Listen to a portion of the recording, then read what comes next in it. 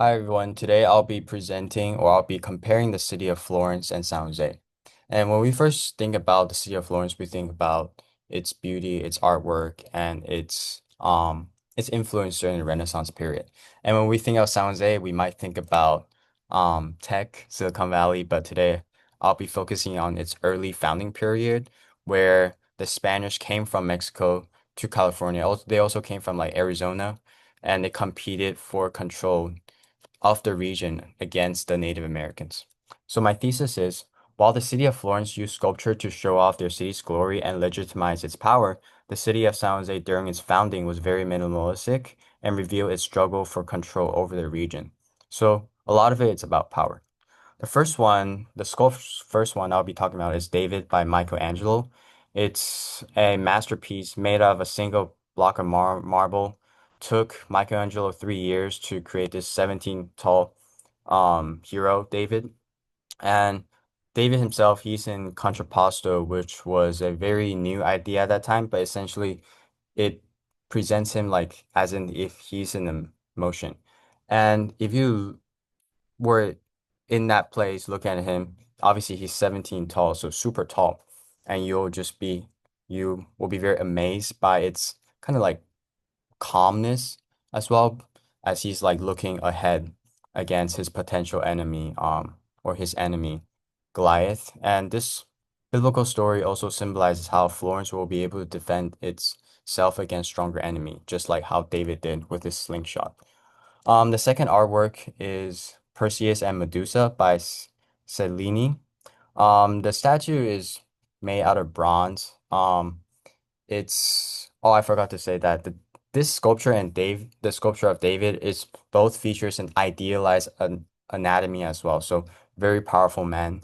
And for this one, it is some were very violent at least, It features the Greek hero holding up Medusa's head as he's able to kill her.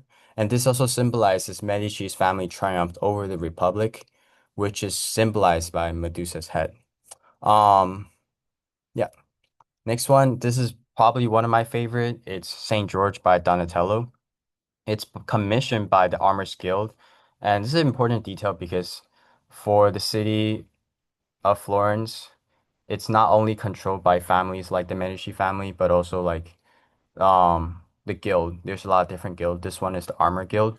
Um, the hero Saint George, the story is that he defeated a dragon, but in this sculpture, he's looking ahead, like a little bit up and to the left. So left is usually meaning present. And so he's very calm, but also vigilant, waiting for the dragon to approach. But at the same time, his stance is also very calm. And so just he's standing there very calmly. And also you can see the subtle details of like his armory and his s- drapery, which is also what makes him look alive because you see like the different folds around here. So it's very cool. And lastly, the low relief sculpture is just a subtle detail as well. The On the bottom of his feet, you see a little. It's like a painting, except it's carved. It shows where he actually defeated the dragon. And now talking about San Jose's the Peralta Adobe. When you first look at it, it's monotone, right? It's the materials that compose of these like bedding, these chairs, these hanging things on the wall, and even this chair that's made out of stone, I think. Or oh, I think no, just wood, just wood. It's all wood. And so um the materials are nothing really fancy, and but it reflects how like they take everyday's material into making their own homes. And this scene also reflects the Spanish strategy of bringing everything, which is like their first strategy to conquer. You see guns and you see this cow mat, and it reflects the idea like for the cow, they use it for the milk, they can use it to, and then later once he's old, you can eat it for the beef, and then finally they can even skin him, which is like using 100% of the thing they have.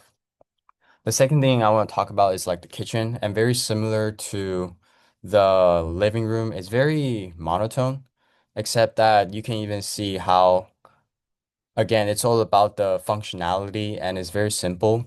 They didn't bother to restore it when like the layer of coat on this block is like already chipped and you see this circle of like wood appearing out of it. And finally, this is where like there's a little bit of contrast. And so if you see chair, the chair on the left, it's like very fancy, right? And there's it's like carved in various pattern and it shows like European artistic influence. Furthermore, there's also this porcelain object next to the chair where I think it's from China because it's like the blue and white aesthetic. And so it reflects the early global trade connection that these settlers actually have before they came here. And it shows like their desire to bring traces of refinement into their otherwise simple environment. So it's for me, it's not really surprising to see, especially this is a living room where you'll have guests, right? And so it's about the ability to express yourself even in terms of like these environments where you're just trying to survive. So in conclusion, the Florence aesthetics reflects authority and also civil pride, while early San Jose's aesthetics reflect survival and functionality. One very easy way you can tell that supports my point is just really the material they use, right? You think about for Florence, they use marble, they use bronze. These are all very rare materials, even for marbles. Like to create a 17 feet tall statue, they have to have carefully selected the right block of marble.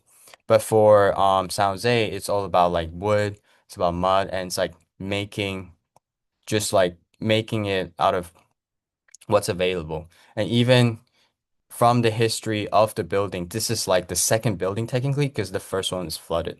So yeah, thank you for listening to my presentation.